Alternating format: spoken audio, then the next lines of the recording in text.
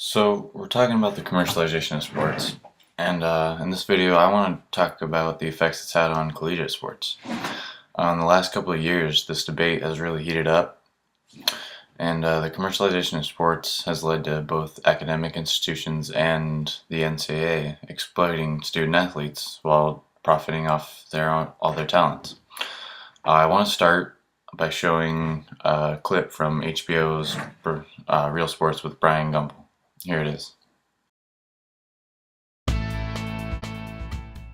We're talking about issues that are of interest to us. And Bryant, from moment one, said, should college athletes be paid? At the risk of sounding contrary, I mean, people in trite fashion ask from time to time, should players be paid? I like to phrase it in a different fashion, which is we have this multi-billion-dollar collegiate sports industry. We have to figure out a way to fairly compensate those who are fueling that industry. Like Bernie said, what a great business model. You make billions, oh, and by the way, you don't have to pay the employees anything. How great is that? I mean, it's the only institution in America that you can think of like this, where you're making billions of dollars, oh, and by the way, you don't pay the people. The other argument is we're giving you a college education for free. Right. Mm-hmm. Like it cost the University of Florida to put another butt in a seat. I mean, really, it's insane. It's insane. Now, to some people, that's downright laughable. Like Brian is weeping over this. It's laughable because the school you're playing for is literally making hundreds of millions of dollars on your talent. The only thing is, it will make for a fairer system for the athlete if we can find some way to compensate them fairly for what they're doing for their schools. They don't right now. Too many don't. Brian's right. The commercialization has led to the NCAA exploiting these athletes, honestly. They're working very hard, making a bunch of money for the NCAA and not getting rewarded for it. Let's just take a look at this article on Policy Mike about the NCAA tournament, how much money they make. So this chart right here is the NCAA tournament versus Super Bowl advertising spending, which means this is how much companies spend on these different events to advertise during them.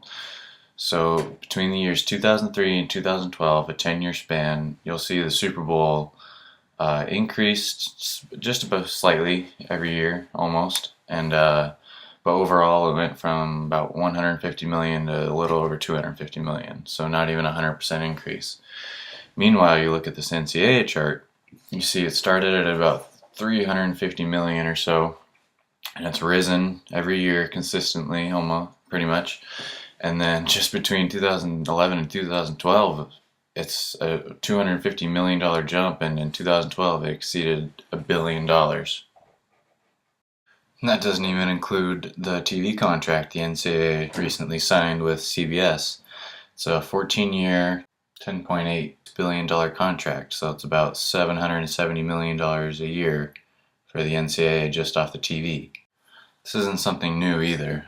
College athletes have been exploited like this for a long time. Here's a few clips from ESPN's documentary The Fab Five that really illustrates that point.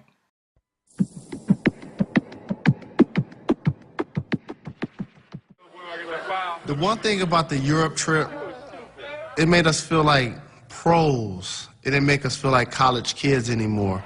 And it made us start paying attention more to the business aspect of the game. Like, we're in Europe playing against pro teams. The stands are full. Somebody's getting paid this summer, and it's not us. Exacerbating the immense pressure was their belief that they were now cogs in a money-making machine. Baggy shorts, t-shirts, trading cards, virtually anything featuring the iconic Block M.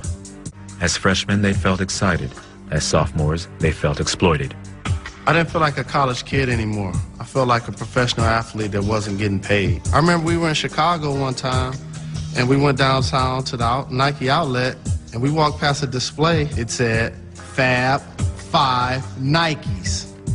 That's when you start realizing having your own shoe doesn't necessarily put money in your pocket. The year after the Wolverines won their only title in 1989, merchandise royalties totaled $1.6 million. Following the Fab Five's freshman season, that number would climb to a 2-year total of $10.5 million.